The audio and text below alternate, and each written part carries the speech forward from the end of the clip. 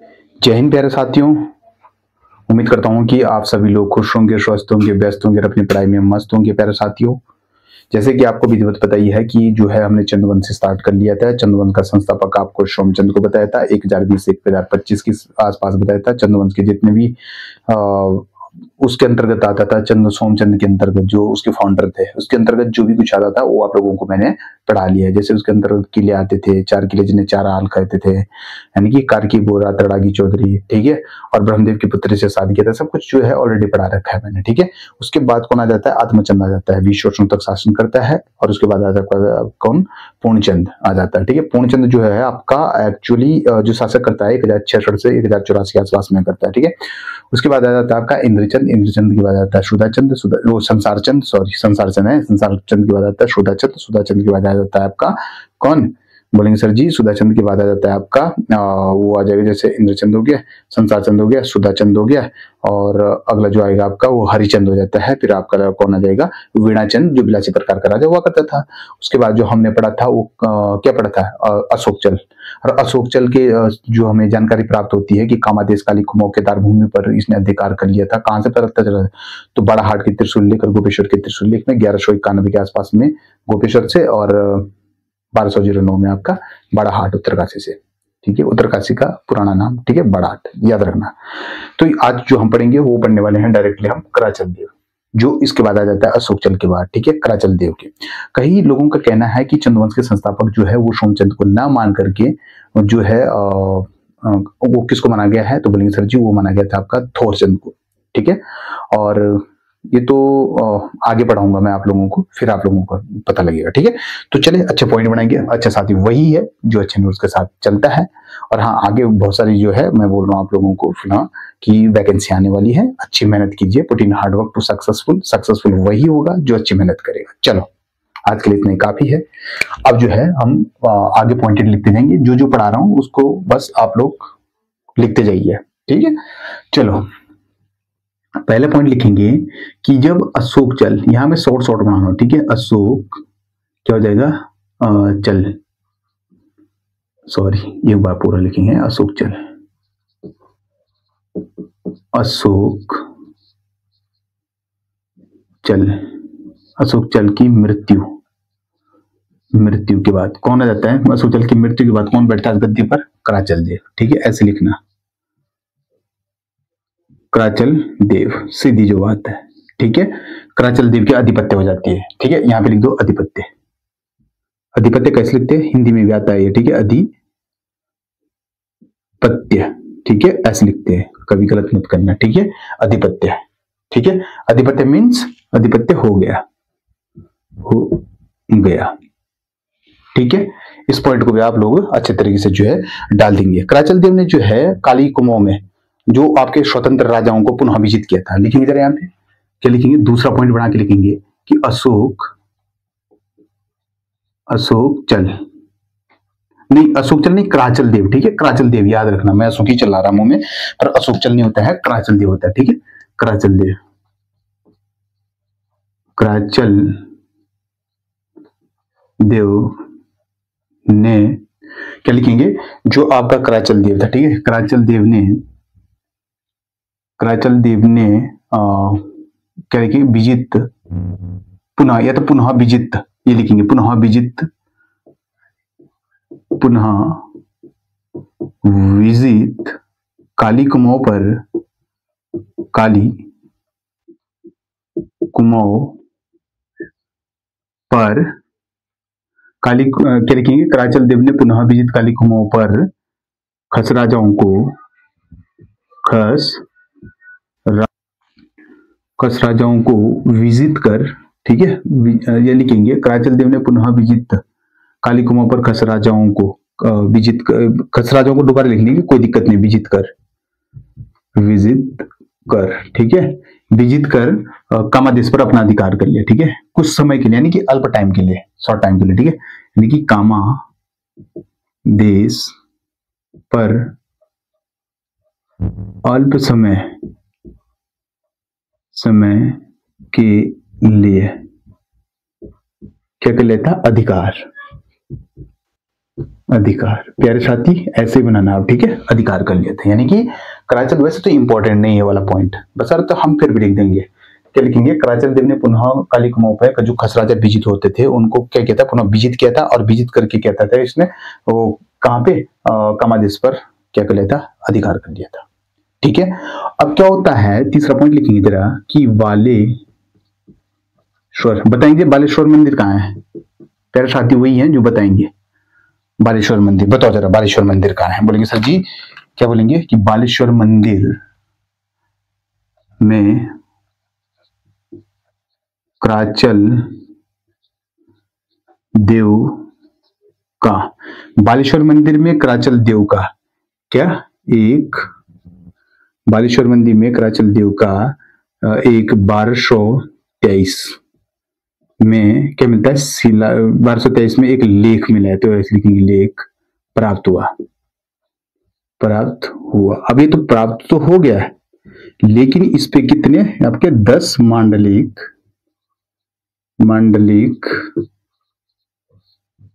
राजाओं का वर्णन मिला। ठीक है, जिसमें से 3 मांडलिक राजा जो होते थे वो किसके थे? 3 मांडलिक राजा जो होते थे वो आपके चंद्रवंशीय मांडलिक राजा हुआ करते थे, यानी कि 3 चंद्रवंशीय लिखेंगे, चंद्रवंशीय मांडलिक राजा थे, चंद्रवंशीय मांडलिक राजा हुआ करते थे। यानी कि समझ लो यार कि जो है इस तरीके से समझेंगे इसको कि जो कौन बालेश्वर का मंदिर बताया था आपको मैंने, ठीक है, तो बालेश्वर मंदिर में कराचल देव के 1223 का एक लेख प्राप्त हुआ, और उस लेख में आपके 10 मांडलिक राजाओं का वर्णन मिला, है ना, कुछ न कुछ तो उस लेख में मिला होगा। तो 10 मांडलिक राजाओं का वर्णन मिला, और इसमें 3 जो थे चंद्रवंशीय मांडलिक राजा हुआ करते थे। ठीक है, यानी कि 3 क्या हुआ करते थे, पहला पॉइंट, और आपके लिखेंगे दूसरा पॉइंट। ठीक है, चंद्रवंशीय जो होते थे और मांडलिक राजा हुआ करते थे। अब अगला लिखेंगे बास्ते ताम्रपत्र, लिखेंगे जरा यहाँ पे चौथा पॉइंट बना के, यानी कि पहला दूसरा तीसरा पॉइंट बना के। ठीक है, बास्ते ताम्रपत्र, जरा बास्ते ताम्रपत्र बताइए, चंदनी ये थापा होगा, ठीक है, थापा, बास्ते ताम्रपत्र में मोहन थापा है ये, ठीक है, थापा, ठीक है, याद रखेंगे था कंफ्यूज मत होना, ठीक है, मोहन थापा नामक मांडलिक, ठीक है, नामक मांडलिक का वर्णन है, वर्णन। अब बास्ते ताम्रपत्र कहां पड़ता है जरा बताएंगे? बास्ते ताम्रपत्र बोलेंगे सर जी पिथौरागढ़ में है, ठीक है, यानी कि पिथौरागढ़। अरे एक चीज और पूछ रहा हूं मैं आप लोगों को, जो आप लोगों को मैंने बालेश्वर मंदिर कहां पे, यहाँ पे, ये कहां पड़ता है? बोलेंगे सर जी कंफ्यूज मत होना, ठीक है, ये चंपावत में आपके कहां पे है? तो चंपावत, ठीक है। इस चीजों में छोटी छोटी चीजें जो है ना ये बहुत इंपॉर्टेंट होती है, याद रखनी पड़ती है, ठीक है। अब लिखेंगे जो कराचल देव, यहाँ पे कौन सा पॉइंट बना के लिखेंगे? बोलेंगे सर जी अगला पॉइंट, कौन सा? चौथा पॉइंट। क्या लिखेंगे? कराचल देव,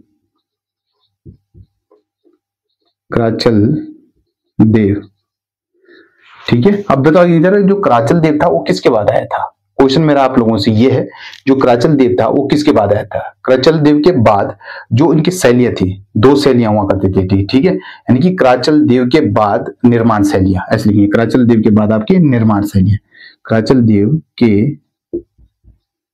बाद की निर्माण, ठीक है, निर्माण है ये, कंस्ट्रक्शन जो जिसको इंग्लिश में बोलते हैं, निर्माण शैलियां,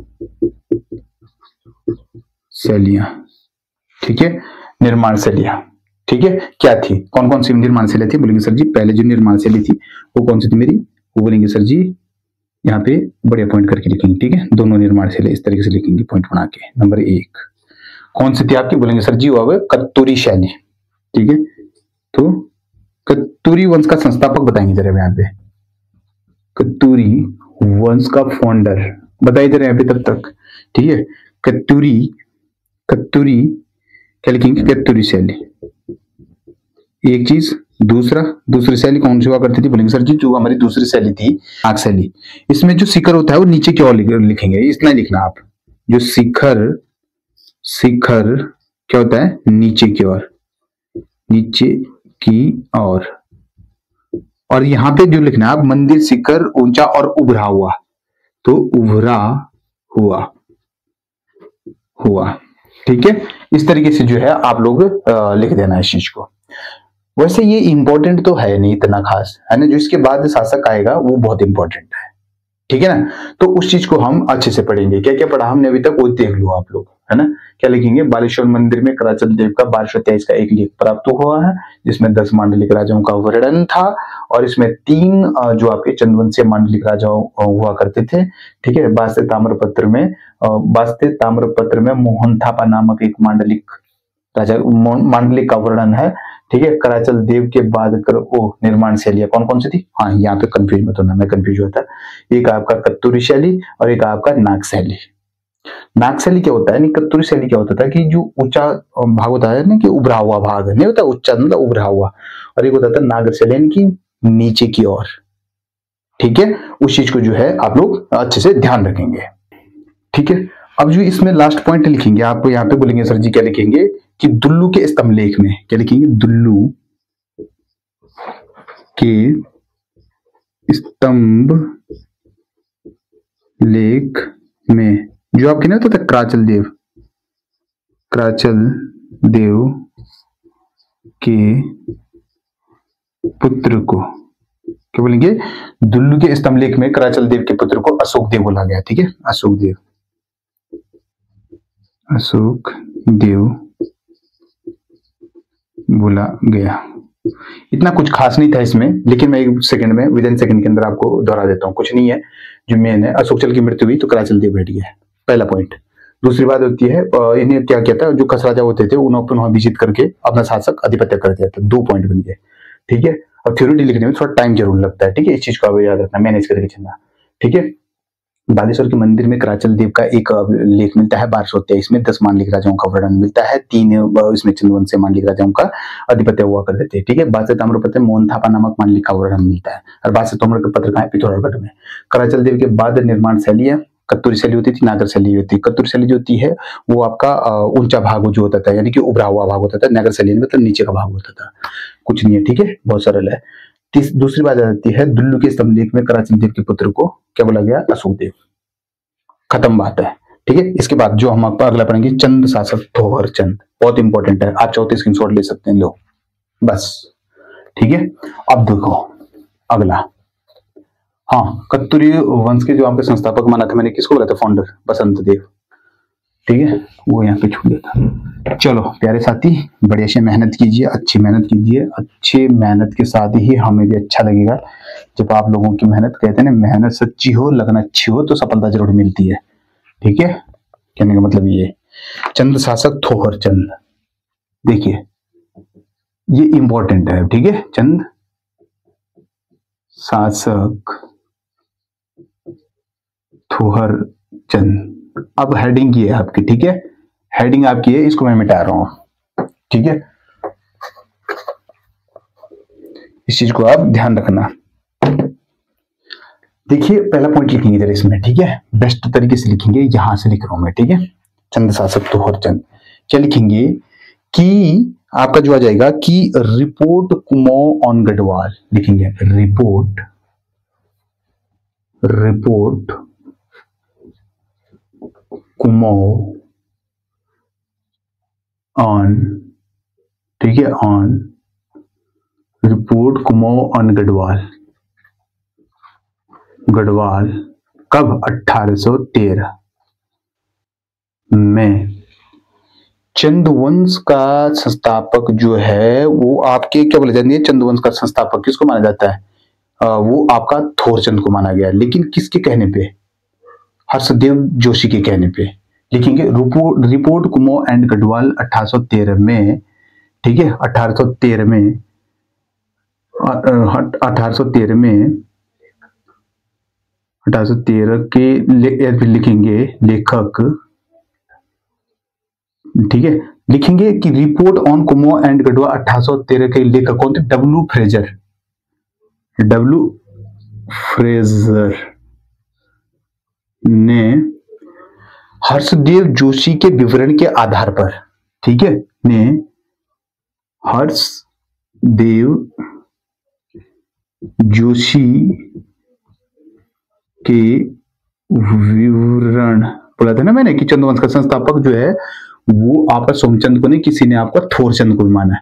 हर्षदेव जोशी के विवरण के आधार पर, ठीक है, आधार पर, ठीक है, report on Kumar and Garhwal 1813 के लेखक डब्ल्यू फ्रेजर ने हर्षदेव जोशी के आधार के विवरण के आधार पर चंद्रवंश का जो फाउंडर माना, ठीक है, चंद्रवंश का फाउंडर, इट मीन्स संस्थापक। संस्थापक किसको माना? बोलेंगे सर जी ये माना था आपका थोहरचंद। थोहरचंद, ठीक है, थोहरचंद को माना। बड़े प्यार से याद रखेंगे, बोलेंगे कि सर जी चंद्रवंश चंद्र शासक थोहरचंद। तो क्या बोलते हैं? डब्ल्यू फ्रेजर जी बोलते हैं कि जो है गुरुजी, जो डब्ल्यू फ्रेजर ने हर्षदेव जोशी के विवरण लिया उसने, और उस विवरण के आधार पर जो है उसने चंद्रवंश का संस्थापक सोमचंद को न मान करके थोहरचंद को माना, ठीक है। अब जो है यहीं पे क्या आ जाता है कि किंगडम ऑफ नेपाल लिखेंगे यहाँ पे, रिपोर्ट कुमो एंड गढ़वाल, ठीक है, इसको ना मोटे हेडिंग करके लिख दो आप, ठीक है, ये बहुत इंपॉर्टेंट है। रिपोर्ट कुमो ऑन गढ़वाल, ठीक है। अब लिखेंगे किंगडम ऑफ नेपाल। दूसरा पॉइंट लिखेंगे यहाँ पे, क्या लिखेंगे कि किंगडम ऑफ नेपाल, नेपाल, ठीक है। एक बुक है आपकी किंगडम ऑफ नेपाल 1881 में, 1881 में। एक चीज याद रखना, किंगडम ऑफ नेपाल 1881 में जो आपका फ्रांसीसी हैलिट मेंटन होता था, लिखेंगे जरा यहाँ पे फ्रांसीसी, फ्रांसीसी, ठीक है, फ्रांसिस, एक सेकेंड, फ्रांसिस अच्छे से लिखना, यानी कि फ्रांसीसी, ठीक है, फ्रांसीसी लिखेंगे किंगडम ऑफ नेपाल 1881 में फ्रांसीसी हैलिट मेंटन ने, हैलिट मेंटन ने, जो आपका हैलिट मेंटन ने बोला कि थोहरचंद जो है वो नेपाल के राजा, लिखेंगे थोहरचंद, थोहरचंद, यही थोहरचंद जो है कहां? नेपाल, या फिर लिखेंगे जोशी में नेपाल, या फिर लिखेंगे, ठीक है, नेपाल में लिख दो आप, नेपाल, नेपाल, ठीक है, नेपाल, नेपाल राजा, जोशी का राजा, ठीक है, जोशी लिख देना है पे, कोई दिक्कत नहीं। राजा के यहां क्या करता था? नौकरी। ये देखो क्या बात बोल दी उसने भाई साहब, ये जो है मैंने ये देखा था आपका, कहां देखा था कि किंगडम ऑफ नेपाल 1881 में फ्रांसीसी हैलिट मेंटन ने थोहरचंद को नेपाल के यहाँ जो है वो क्या करता था? नौकरी करता था, सर्वेंट हुआ करता था ये वहां पे, ठीक है। तो अब ये भाई साहब जो मानते हैं रिपोर्ट कुमो एंड गढ़वाल की जो पुस्तक होती है, यानी कि पुस्तकें हैं ये, एक चीज आप लोग ध्यान रखना, रिपोर्ट कुमो एंड गढ़वाल 1813 के लेखक, ठीक है, डब्ल्यू फ्रेजर जोशी ने के विवरण के आधार पर चंद्रवंश का संस्थापक फाउंडर सोमचंद को माना जाता था, ठीक है। इस चीज को आप लोग यहाँ ध्यान रखना अच्छे तरीके से। अब जो है कि एटकिंसन के अनुसार, अकॉर्डिंग टू एटकिंसन, लिखेंगे यहाँ पे एटकिंसन के अनुसार, ठीक है, पॉइंट बना के क्या लिखेंगे? एटकिंसन के अनुसार एटकिंसन ने पता क्या बताया कि थोहरचंद का जो राज्यारोहण है, यानी कि थोहर, ठीक है, थोहरचंद का क्या राज्यारोहण, थोरचंद का जो राज्यारोहण हुआ वो कब हुआ था? बोलेंगे सर जी वो 1261 से 1281 तक हुआ था, यानी कि 1261 से 1281 तक माना, ठीक है। यानी कि थोरचंद का जो राज्यारोहण हुआ वो आपका 1261 से 1281 तक हुआ, ठीक बात? बोलेंगे सर जी बिल्कुल ठीक है, लेकिन थोरचंद का उत्तराधिकारी, तो हर्षदेव जोशी जो है ना, वो यहाँ पे लिखने की जरूरत नहीं है, बोल रहा हूं मैं। हर्षदेव जोशी जो है वो पूर्ण तरीके से चंद्रवंश का संस्थापक थोरचंद को ही मानते थे, इनका कटाक्ष यही था डायरेक्टली, ठीक है। लेकिन थोरचंद लिखेंगे, थोरचंद के बाद के उत्तराधिकारी लिख सकते हैं आप, के बाद कौन आया था, बोलेंगे सर जी कल्याणचंद प्रथम, तो दूसरे से लिख देता हूं मैं, ठीक है, कंफ्यूज नहीं होंगे आप। कल्याणचंद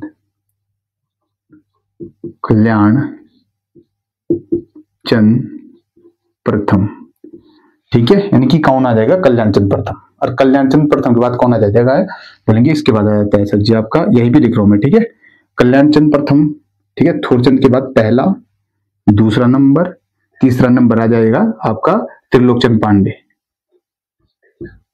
त्रिलोकचंद, ठीक है। उसके बाद जो आ जाएगा अपना जो नेक्स्ट आ जाएगा लास्ट, वो कौन जाता है, अभयचंद। कौन आ गया, अभयचंद, अभयचंद, ठीक है। लिखेंगे जो अभयचंद, एक तरीके से क्या रखेंगे, थोरचंद है, थोरचंद के बाद आ जाता है आपका कल्याणचंद, कल्याणचंद के बाद आता है आपका त्रिलोकचंद, त्रिलोकचंद के बाद आ जाता है आपका अभयचंद, ठीक है। अब क्या लिखेंगे, जो अभयचंद हुआ करता था वो ऐसा राजा, लिखेंगे यहाँ पे अभयचंद, ठीक है, अभयचंद पहला चंद शासक था, लिखेंगे पहला चंद शासक था, जिसकी क्या लिखेंगे, जिसके शासन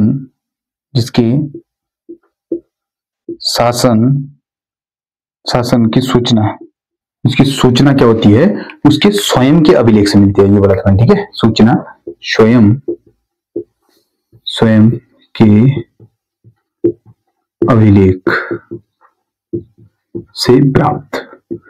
याद रखना यार, ऐसा कौन सा चंद शासक था जिसकी सूचना, पहला चंद शासक था जिसकी सूचना उसके स्वयं के अभिलेख से मिलती है, तो सर जी वो आपका अभयचंद था, ठीक है। इस चीज को आप याद रखना। अभयचंद का प्राचीनतम अभिलेख लिखेंगे, जरा लिखेंगे यहाँ पे, यहीं पे लिख देता हूँ, ठीक है, यानी कि लास्ट पॉइंट रहेगा इसका, अभयचंद का प्राचीनतम अभिलेख, ठीक है, क्या लिखेंगे, चंपावत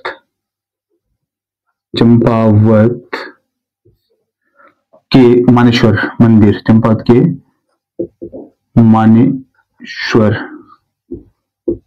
मंदिर, यानी कि क्या लिखेंगे, चंपावत के आपके मानेश्वर मंदिर से, मानेश्वर मंदिर से क्या होती है, प्राप्त होती है, ठीक है। मानेश्वर मंदिर, ठीक है, होती है, कब होती है, यानी कि 1360 में, ठीक है। बस इतना ही रखना आप लोग इस चीज के बारे में जानकारी। अब मैं आप लोगों की बात दोहरा देता हूँ, कोई बड़ी बात नहीं है, कोई ये नहीं है, जबरदस्त वाली बात नहीं है, बहुत इजीली है। देखिए, रिपोर्ट कुमो ऑन गढ़वाल के अनुसार डब्ल्यू फ्रेजर ने क्या किया था कि हर्षदेव जोशी, जरा सुनना, रिपोर्ट कुमो ऑन गढ़वाल में डब्ल्यू फ्रेजर ने हर्षदेव जोशी के विवरण के आधार पर चंद्रवंश का जो फाउंडर माना, वो आपका किसको माना था, बोलेंगे सर जी, वो माना था आपका थोरचंद को। बरसत किंगडम ऑफ नेपाल 1881 में एक बुक्स मिलती है, उसमें साफ साफ तौर पे कह दिया है कि जो थोरचंद था वो नेपाल में, जोशी का एक राजा था, नेपाल में क्या करता था, वहां पे ये नौकरी करता था, ठीक है। ये बात आई थी वहां से चल के, कौन सी बात है, ये वाली बात आई थी, ठीक है। बरसत एटकिंसन के अनुसार जो आपका चंद्रवंश का राज्यारोहण माना जाता है, कुल मिला के एटकिंसन के अनुसार वो 1261 से लेकर के आपके 1281 के आसपास माना था, ठीक है। लगे हाथ, इस चीज को भी आप ध्यान रखना। तो उसका जो बोलते हैं ना उत्तराधिकारी आ जाता है, किसका, थोरचंद का, वो आ जाता है आपका कल्याणचंद प्रथम। उसके बाद आ जाता है आपका, वो आ जाएगा आपका कल्याणचंद प्रथम, यानी कि त्रिलोकचंद, बाद अभयचंद पहला चंद शासक था जिसकी जानकारी उसके स्वयं के अभिलेख से मिलती है। और इसके बारे में हम के चंपावत के मानेश्वर मंदिर से क्या मिले थे, उसका एक अभिलेख 1360 में प्राप्त हुआ था। कोई बड़ी बात नहीं है ना, थ्योरी लिखने में भले ही टाइम लग रहा है, पर अगर आप माइंडलिटी से काम करेंगे तो कोई बड़ी बात नहीं है। सीधे डब्ल्यू फ्रेजर के अनुसार हर्षदेव जोशी ने जो है चंद्रवंश का संस्थापक थोरचंद को माना, बट किंगडम ऑफ नेपाल, और वो 1800 वो कब माना था आपका? बोलेंगे सर जी 1813 में, और 1881 के आसपास में आएंगे आप आंख बंद करके बड़े प्यार से। तो 1881 के आसपास में सर जी बताया आपने, किंगडम ऑफ नेपाल ने बताया था कि ये जो है झुसी के नेपाली के यहाँ क्या करता था, यहाँ पे नौकरी करता था। ठीक है, अच्छा उसके बाद एटकिन सर के अनुसार चंद्रवंश का राज्य 1261 से लेकर के आपके 1261 से 1281 तक माना। फिर उसके अधिकारी आ जाएंगे, फिर आपको याद देंगे। चलो इस चीज को आप इरेज करते हैं बढ़िया ढंग से। ठीक है, बड़े प्यार से देखेंगे, लो स्क्रीनशॉट मारना है तो मार लो। ठीक है, अच्छा उम्मीद करता हूं आप लोगों ने स्क्रीनशॉट भी ये मार लिए होंगे।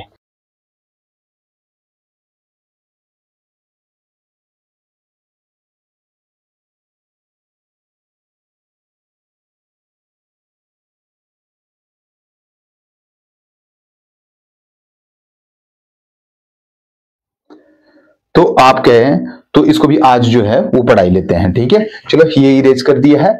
और ये मत सोचना कि वीडियो लंबी जा रही है यार, कहने का मतलब ये है कि बट हार्ड वर्क करो, है ना। वेनेस्टी इज अ वेरी पॉलिसी, ईमानदारी एक नीति है, और नीति ऐसी होनी चाहिए कि हमेशा विजय प्राप्त हो। इंसान वही अच्छा होता है जो हार्ड वर्क करता है।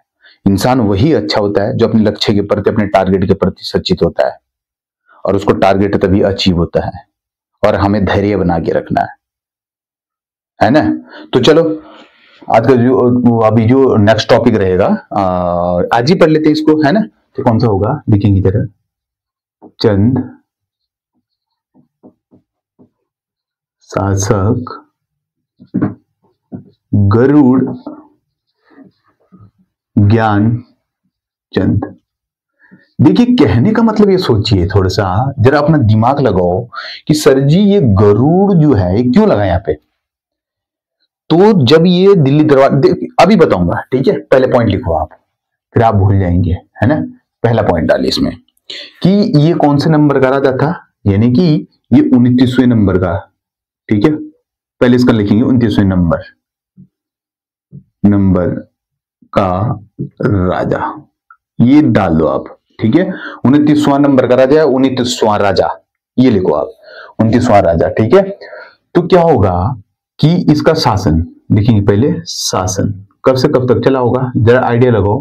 बोलेंगे सर जी 1365 से लेकर के और आपका 1420 तक इसका शासन चला।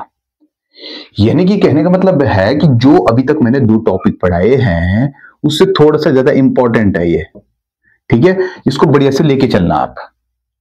ठीक है, तो इसका शासनकाल 1365 से लेकर के 1420। ठीक है, और दूसरी बात आ जाती है इसकी कि इसका शासनकाल तो इतना चल गया।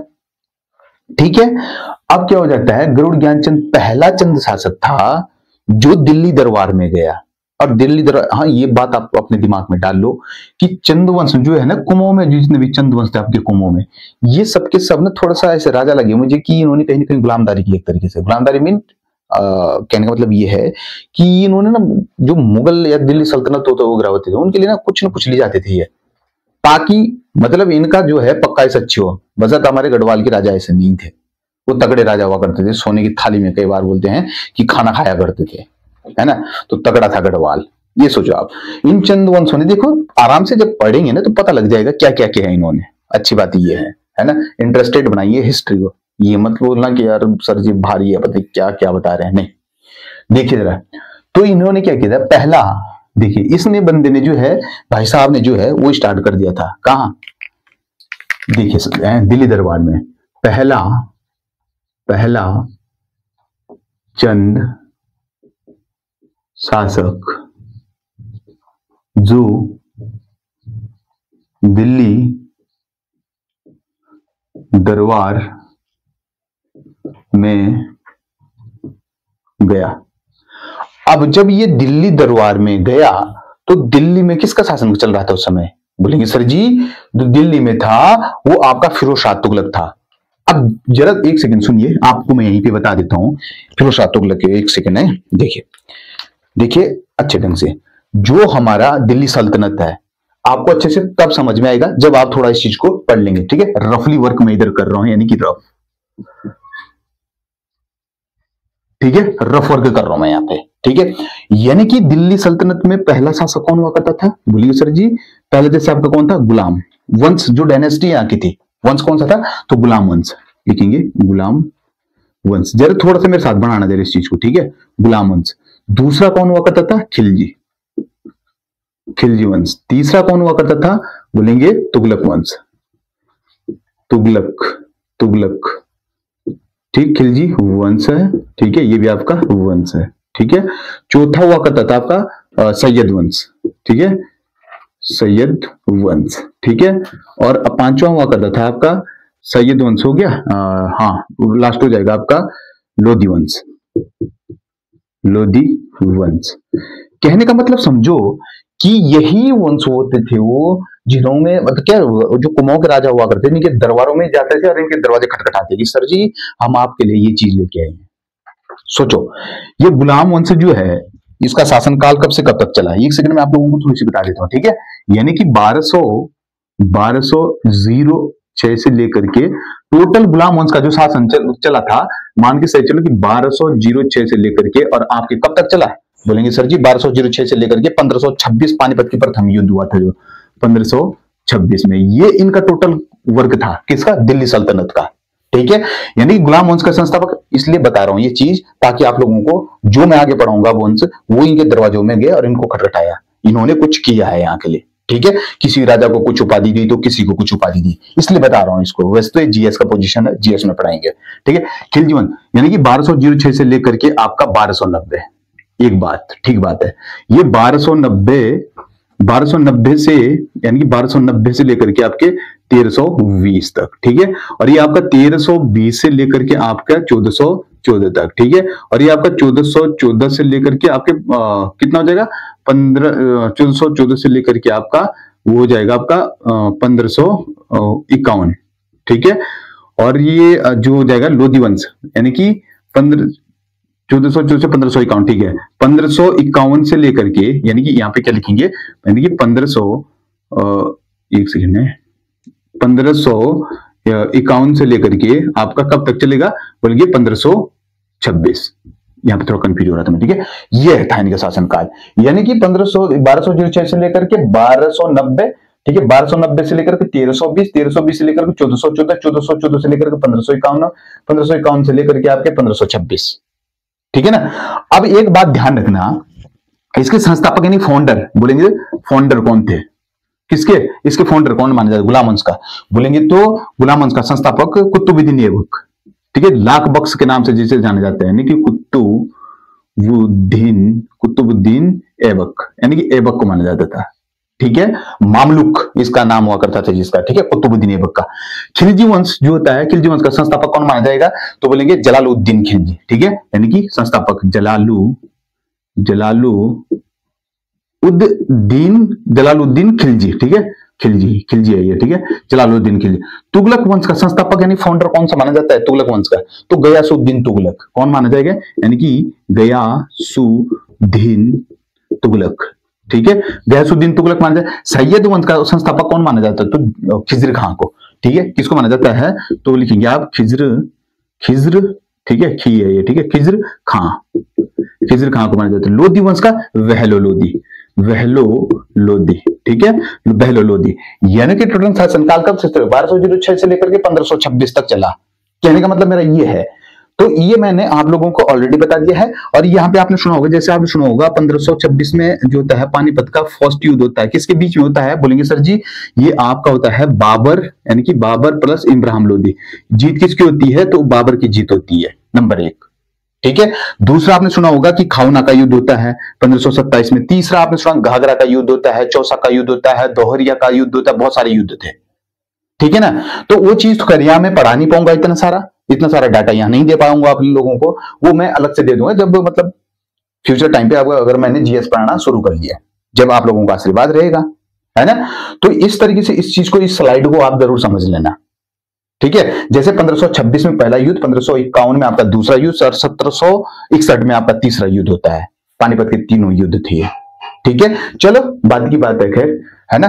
तो इस चीज को आप जरूर समझ लें। इसके फाउंडर हो गए, इधर ये सारे फाउंडर हो गए इसके, ये आपका वंश हो गया, डायनेस्टी हो गया, और इसका कार्यकाल हो गया। ठीक है, ये सारा इसका क्या था, कार्यकाल था। चलो क्या होगा, पहला चंद शासक था जो दिल्ली दरबार में गया, और दिल्ली दरबार में लिखेंगे यहाँ पे, दिल्ली दरबार में शासन। अब ऐसा नहीं है कि गुलाम वंश है, तो गुलाम वंश में भी बहुत सारे हैं। ठीक है, फिर इसके अकॉर्डिंग ये वाला एक तरीके से चैप्टर के नाम है, जैसे खिलजी वंश है। इसके बाद आपने सुना होगा इसमें कौन आ जाता है, अल्तुनी आ जाती है, और जो क्या बोलते हैं आपका नहीं होती थी, एक महिला होती थी और जिन्होंने उसका निर्माण करवाया था, क्या उसका नाम क्या था, जैसे आपने सुना होगा कि अल्तुनिया हुआ करती थी महिला, और इसमें बहुत सारे हैं, बैलो लोदी हुआ करता था। तो ऐसे तो बहुत सारे वंशज हैं इसमें। ठीक है, यानी कि दिल्ली दरबार में शासन, ठीक है, दिल्ली दरबार में शासन किसका था, तो बोलेंगे सर जी, तो दिल्ली दरबार फिरोज शाह तुगलक। ठीक है, फिरोज शाह तुगलक। नंबर एक बात, इसी फिरोज शाह तुगलक ने जो है इसको कौन सी उपाधि दी, उपाधि किस चीज की दी थी, गरुड़ ज्ञान, गरुड़ की उपाधि। ठीक है, किसने दी थी गरुड़ की उपाधि, बोलेंगे सर जी फिरोज शाह तुगलक ने। ठीक है, किसकी उपाधि दी थी, तो गरुड़ की उपाधि दी थी।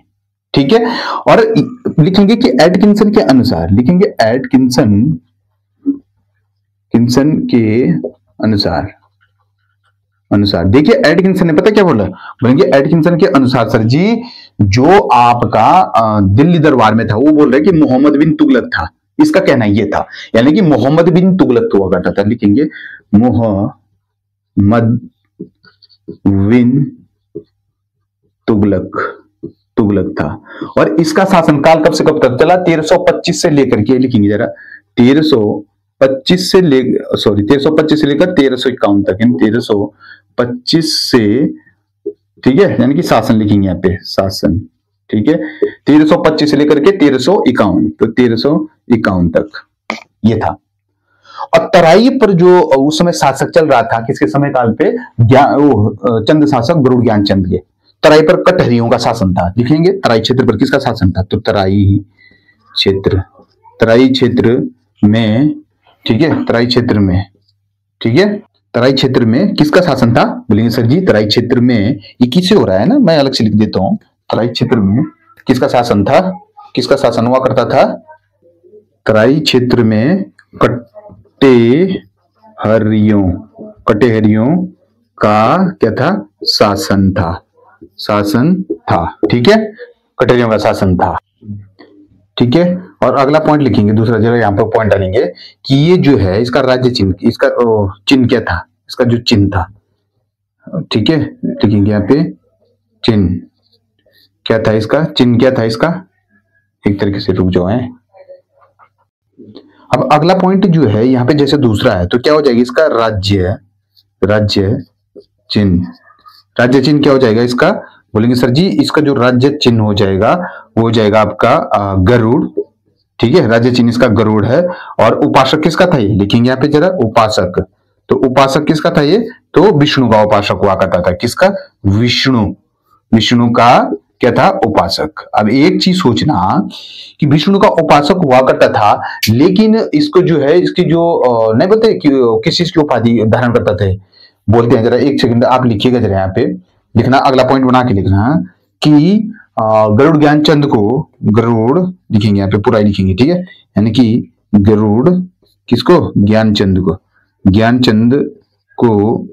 गरुड़ ज्ञानचंद को किसकी उपाधि दी जाती थी, यानी कि गरुड़ ज्ञानचंद को उपाधि किस में दी जाती थी, सेराकोटा के ताम्रपत्र में। गरुड़ ज्ञानचंद को आपके सेराकोटा के किसके, ताम्रपत्र में क्या बोला गया था, सेराकोटा के ताम्रपत्र में, इसको बोलेंगे सर जी ये बोला गया था, सेराकोटा का जो आपका ताम्रपत्र होता है, राजा धीरराज महाराज, ठीक है, क्या बोलेंगे, राजा धीरराज महाराज, ठीक है, राजा धीरराज महाराज बोला जाता था। ठीक है, इस चीज को भी लगे हाथ आप ध्यान से सोचना।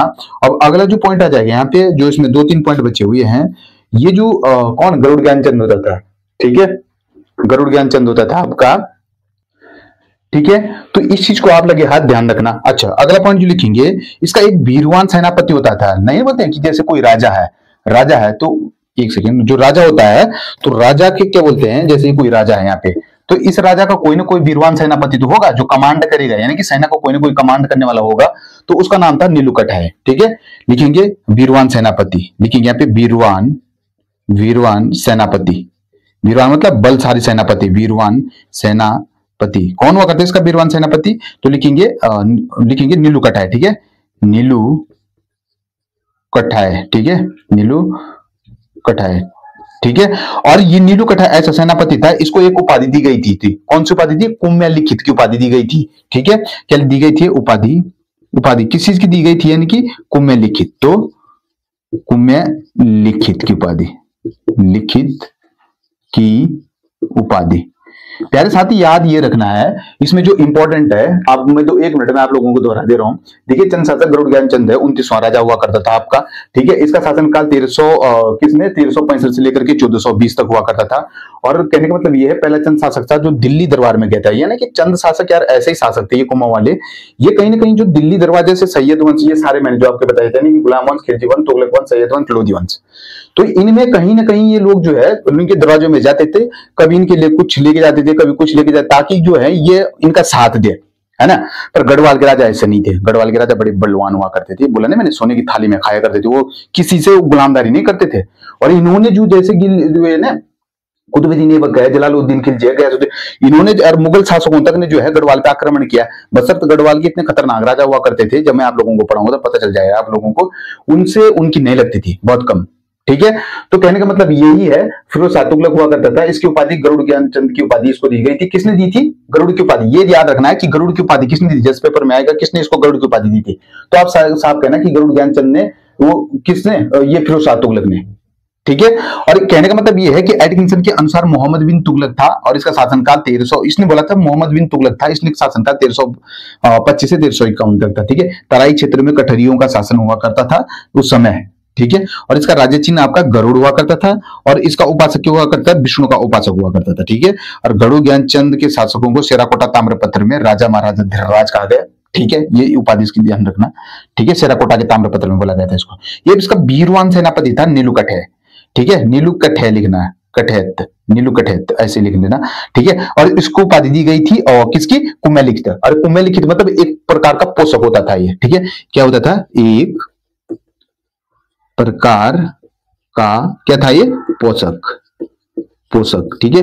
ये मत बोलना सर जी आपने आज लिखने में नहीं, देखो हैंड राइटिंग मैटर नहीं करती है, बशर्ते अगर मैं हैंड राइटिंग बनाने लग जाऊं तो यहाँ पे लंबा जाएगा वीडियो, इसलिए मैं बताता हूँ बस आपने नोट्स अपने हैंड राइटिंग वहां पे बनानी है। ये तो थोड़ी देर में जो है इरेज हो जाता है, ठीक। और बस बने रहे आप लोग साथ में, और आज के लिए यहीं पे खत्म होता है। धन्यवाद, और अपना प्यार यूं ही बना के रखे। जय हिंद, जय भारत, जय उत्तराखंड।